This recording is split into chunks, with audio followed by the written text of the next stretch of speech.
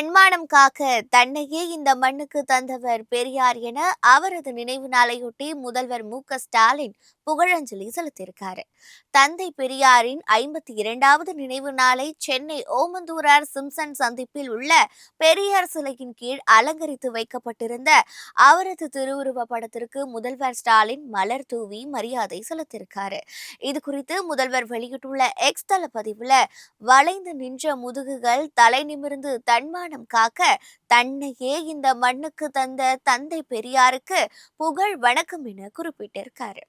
தமிழர்கள் தலைகுனியாமல், ஆதிக்கத்துக்கு அடிபணியாமல், பகுத்தறிவு சிந்தனையோடு சக மனிதரை நேசித்து சமத்துவத்தை பேணுவதே இனமானமே பெரிதென அவர் உழைத்த உழைப்புக்கு நாம் செலுத்தும் நன்றி என தெரிவிச்சிருக்காரு.